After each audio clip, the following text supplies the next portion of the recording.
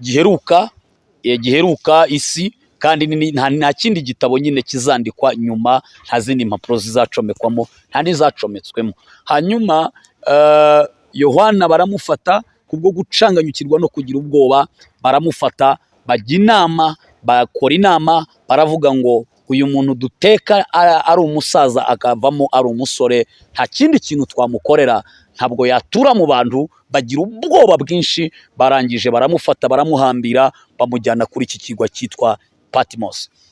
Hanyuma ageze aho ngaho, Bibiliya ikomeza igaragaza ko ngo yakomeje gusenga, ariko kandi hari impamvu eshatu zari zibateye umuhajugunyu. Impamvu ya mbere nuko bangaga ko abantu bakomeza kumva inkuru nziza y'agakiza ka Kristo. Abantu bangaga ko abantu bakomeza kumva ijambo ry'Imana ryuzuye, kuko icyo gihe isengero zariho zari zikomeje kwizerera mu myizerere y'abasadukayo ndetse n'abafarisayo.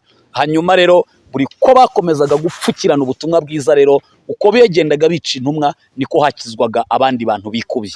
Hanyuma uko bagenda muri kino gice cya mbere, Bibiliya ivuga ko Imana yatekereje, ishyira no mu bikorwa, ishyiraho umurongo wo kugira ngo abantu bari mu isi bamenye ibyabaye bataravuka, bamenye n'ibiriho bariho uwo mwanya, bamenye n'ibizaba hanyuma y'ubuzima, cyangwa se hanyuma y'ibindi bintu bizakurikira isi. Bivuze iki rero?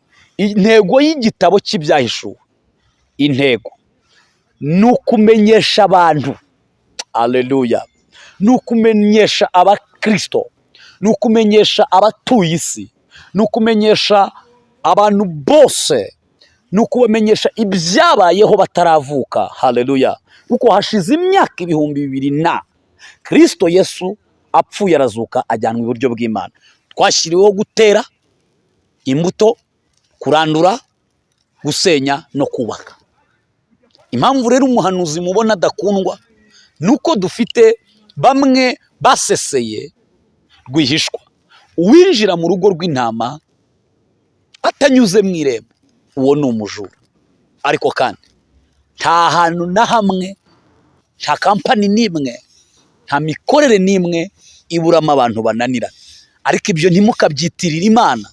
Jya umenya ngo umuntu naguhemukira ni wowe nawe mugiranye ikibazo, ntabwo wowe n'Imana mugiranye ikibazo, kuko umuntu yaba mubi ejo akaba mwiza.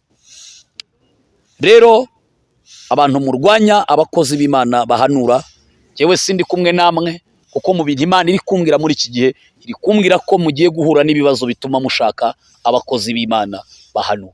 Numugera imbere tuzareba uko bizajya. Turagarutse kuri channel Pastor Evode, ni nayo mazina yanjye, ndi umwe mu bakozi b'Uwiteka cyangwa se mu bana b'Imana, mu bwami bw'Imana, ndi ambassador, kandi ndashimira Imana ko ngarutse kuri izi kamera. Imana iduhaye ijambo riri ku mutima wacu, nihishyize iryo jambo, hanyuma ndifuza ko twarisangira.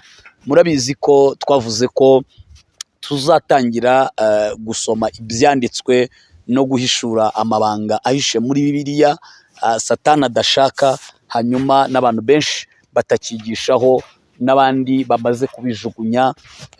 Tuzajya tubiganiraho. Duhereye rero ku gitabo cy'ibyahishuwe, tuzagenda twifashisha abahanga batandukanye.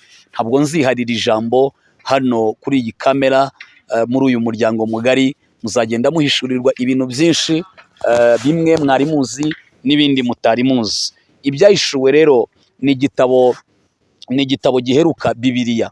Hanyuma ni inzandiko rero, cyangwa se ni impapuro Yohana yaherewe ku kirwa cyitwa Patmos. Patmos mbere yuko ajyanwayo, ni umwe mu bantu bari bashumbye amatorero atandukanye mu bihugu bitandukanye, cyane cyane muri Efeso. Hanyuma ubwo barenganyaga b'itorero, babatoteza, babafunga, Yohana uyu nguyu bamugezeho, baramufata, bamuteka mu ngunguru y'amavuta kubera uburakari bari bafite bwo kwanga Imana, bwo kwanga ubutumwa bwiza n'agakiza ka Kristo. kubw'urwango rero ab'icyo gihe ku ngoma y'umwami witwa Domitiriya, Bibiliya ivuga ko nibwo Yohana yahuye n'akarengane gakomeye. Yari apotre uyu Yohana. Hanyuma Yohana bamutetse mu ngunguru y'amavuta, Bibiliya igaragaza ko uyu Yohana ntabwo yahiye, bamujugunyemo ari umusaza. Bibiliya itugaragariza ko ngo yavuyemo ari umusore. Hanyuma ngo baratangara cyane. Nibwo rero yahagaze imbere yabo arababwira ngo bakundwa, ubu turi abana b'Imana. Aravuga ngo ariko uko twebwe tuzasa ntabwo kurerekanwa. Aravuga ngo ariko Kristo niyerekanwa turabizi neza uko azaba asa niko tuzasa.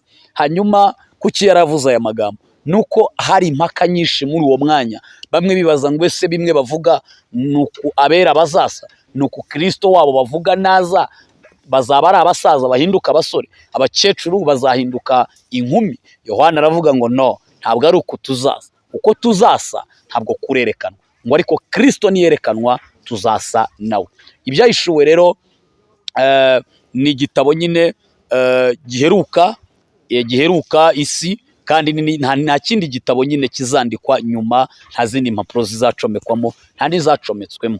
Hanyuma Yohana baramufata kubwo gucanganyukirwa no kugira ubwoba, baramufata bajya inama, bakora inama, baravuga ngo uyu muntu duteka ari umusaza akavamo ari umusore, nta kindi kintu twamukorera, ntabwo yatura mu bantu. Bagira ubwoba bwinshi, barangije baramufata baramuhambira, bamujyana kuri iki kirwa cyitwa Patmos. Hanyuma ageze aho ngaho, Bibiliya ikomeza igaragaza ko ngo yakomeje gusenga. Ariko kandi hari impamvu eshatu zari zibateye umuhajugunyo. Impamvu ya mbere nuko bangaga ko abantu bakomeza kumva inkuru nziza y'agakiza ka Kristo. Abantu bangaga ko abantu bakomeza kumva ijambo ry'Imana ryuzuye, kuko icyo gihe insengero zari zikomeje kwizerera mu myizerere y'abasadukayo ndetse n'abafarisayo. Hanyuma rero buri ko bakomezaga gupfukirana ubutumwa bwiza, rero uko begendaga bica intumwa niko hakizwaga abandi bantu bikubye.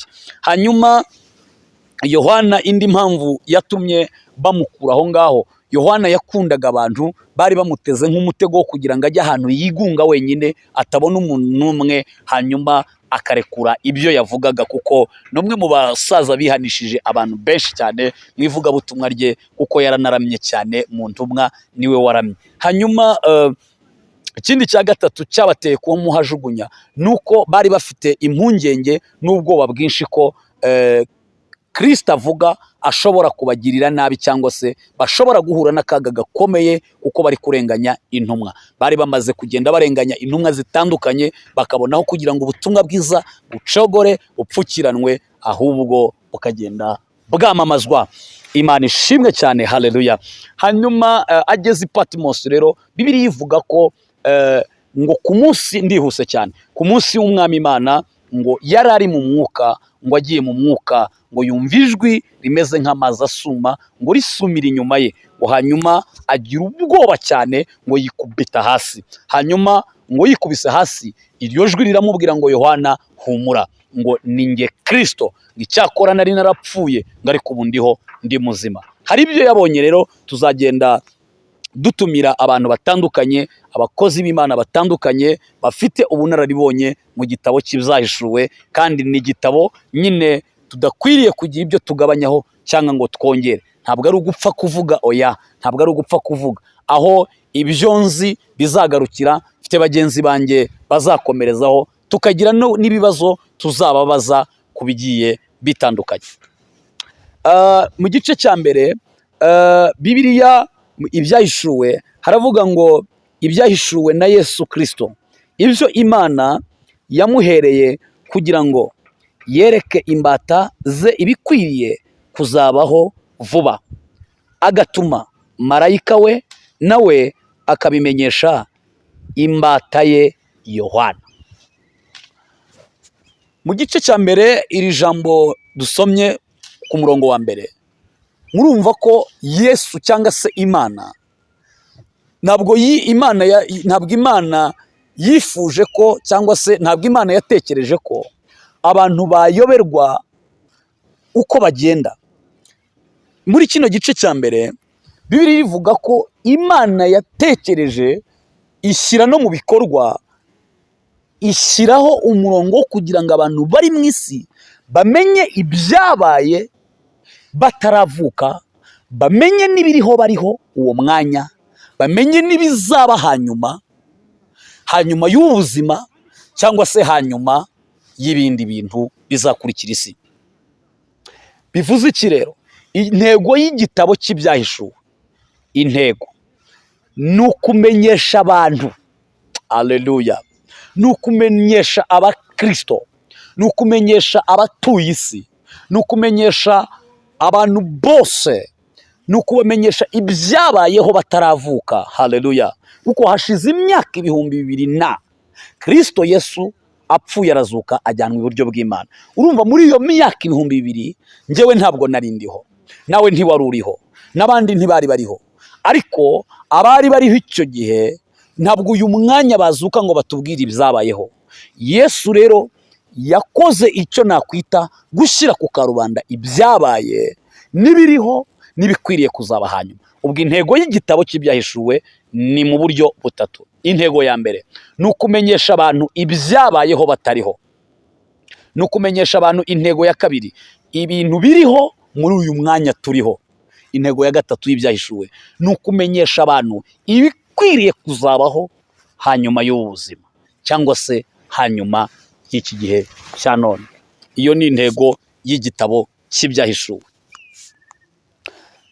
Mu murongo wa kabiri haravuze ngo uhamya ibyo yabonye byose ari ijambo ry'Imana no guhamya kwa Kristo. Uyu uhamya ibyo yabonye rero ninde? Ni Yohana. Yohana yarabyiboneye n'amaso ye, arahishurirwa.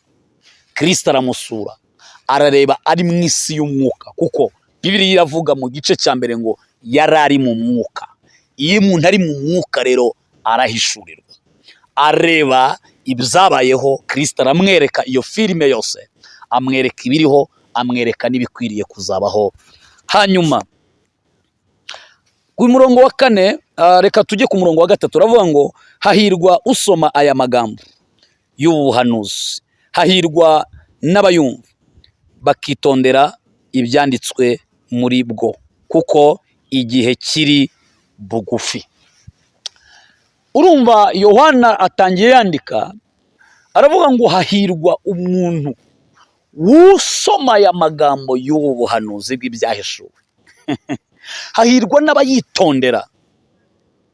Ngo hahirwa abasoma aya magambo yo muri ubu buhanuzi. Ntabwo avuze ngo hahirwa usoma iki cyanditswe, oya, aravuze ngo ni ubuhanuzi. Ibyahishuwe ni ubuhanuzi, ni iyerekwa, ni ibintu bikwiriye kubaho, ni ibintu bikwiriye kuzabaho, ni ibintu bitakiri ubwiru. Aravuze ngo ijambo ubuhanuzi, nababwiye maze igihe mbabwira ko umuhanuzi adakunzwe.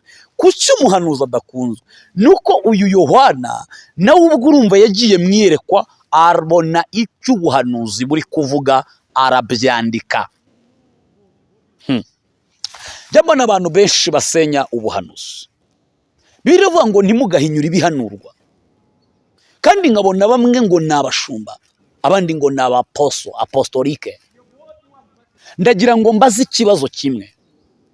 Ubundi usibye ko iminsi yabaye mibi, ubundi amasezerano uhagazemo ukuriho none, niba koko warashyizweho ku ntebe n'Imana y'ubushumba, byaturutse hehe? Si mu buhanuzi? Kuki usenya ubuhanuzi? Kuki usenya abera bayerekwa? Kuki usenya abakozi b'Imana? Nawe uri umukozi w'Imana. Yohana nawe ubwe aravuze ngo hahirwa uwitondera amagambo ari muri ubu buhanuzi, akitondera agasoma ubu buhanuzi, ngo uwo muntu ni umunyamahirwe. Mwari muzi ko Bibiliya ivuga ngo mwifuza impano zose z'umwuka, ngo ariko cyane cyane impano y'ubuhanuzi. Ni impano iruta izindi mpano, ni impano ikomeye, ni impano yihishurirwa, ni impano umuntu ahabwa akamenya ibitamenwa, ni impano umuntu ahabwa akamenya ibiri mu mwijima, ni impano umuntu ahabwa agahabwa andi maso.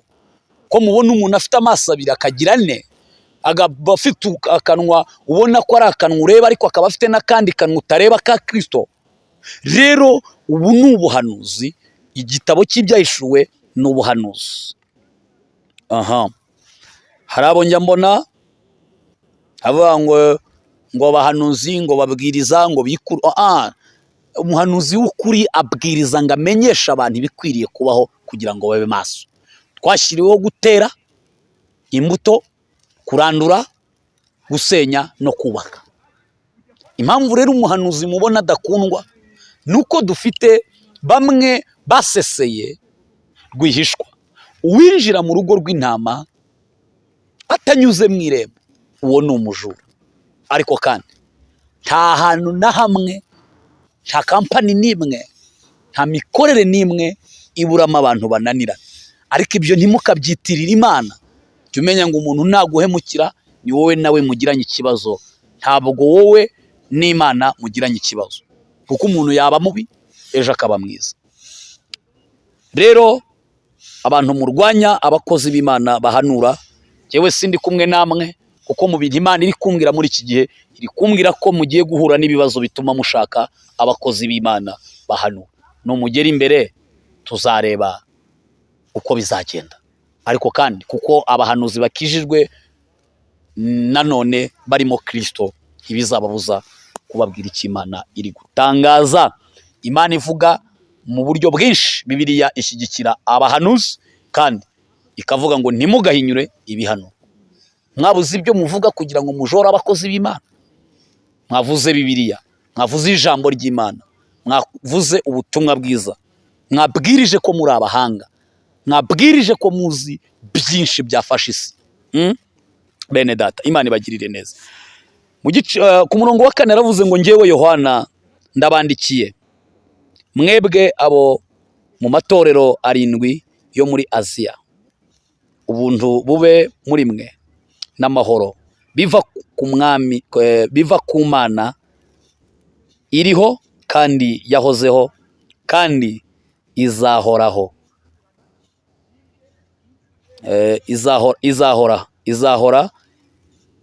Izahoraho. Hanyuma Yohana yaramaze guhabwa ibyo agomba kwandikira amatorero 7 yo muri Aziya.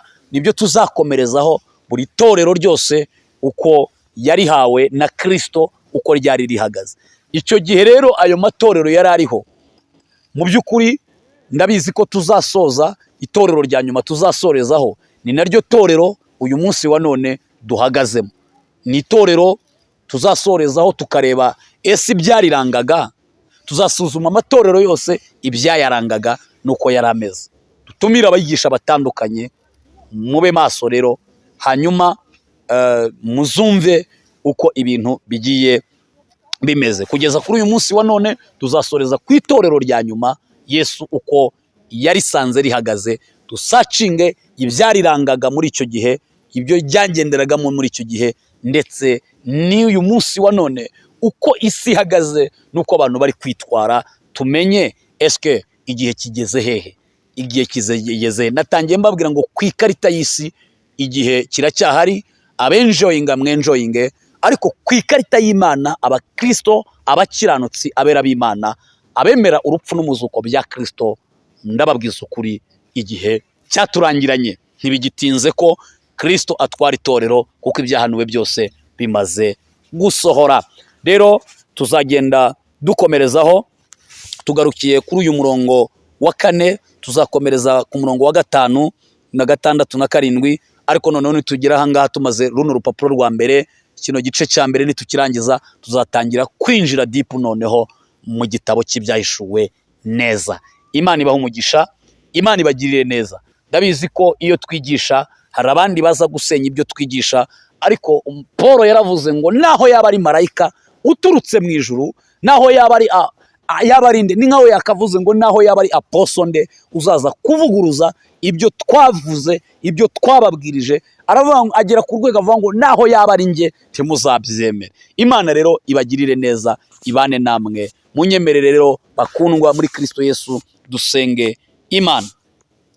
Mana, turagushimiye mu izina rikomeye rya Yesu, ndasengera umuntu wese uzakurikirana iki gitabo cy'ibyahishuwe azahishurirwa amabanga y'ubwiru bukomeye atarazi. Hari impamvu Bibiliya ijambo ry'Imana iri kurwanwa, hari impamvu Bibiliya irimo ikurwa mu bantu, hari impamvu ijambo ririmo rigenda risohorwa mu bantu, nuko wenda gutwara itorero, kandi nuko amabanga ari muri iri jambo ni menshi, kandi ubwo bwiru bukomeye abantu bakwiriye kubumenya. Shyigikira rero, dushyigikire kubw'umurimo wawe, bana natwe uduha imbaraga, turinda amacumu n'imiheto bya Satani, uduhishe mu mahema yawe, uduhishe muri Zaburi ya 91, uba mu rwijo rw'isumba byose, azahama mu gicucu cy'ishobora byose. Ndakwinginze bana n'abera bose mu migabane itandukanye, migabane y'i Burayi, migabane ya Aziya, ndakwinginze no ku migabane ya Afurika, ntihagire n'umwe wo kurimbuka yumvise ijwi ryawe. Uyu ni umuburo uheruka, ni impanda ya nyuma, ni impanda y'imperuka turimo tuvuza. Turi ba Nowa, nitwe ba Nowa, turi kubwira abantu ngo binjire mu nkuge, kuko imvura izagwa kandi umuriro uzatwika, ntuzasigaza n'umuzi n'umwe. Ndakwinginze rero utange imbaraga, utange kunesha mu izina rya Yesu Kristo. Amen, amen, amen. Imana ibahe umugisha ku bantu bakomeza kudushyigikira mu murimo w'Imana, kugira ngo ubwami bw'Imana butere imbere, kugira ngo ubwami bw'Imana bukomeze kwaguka. Ndabizi ko hariho abaseseye rwihishwa, ariko ibyo ntibibabuze gushyigikira abakozi b'Imana b'ukuri ku isi yose. Imana ibahe umugisha. Shalom, shalom.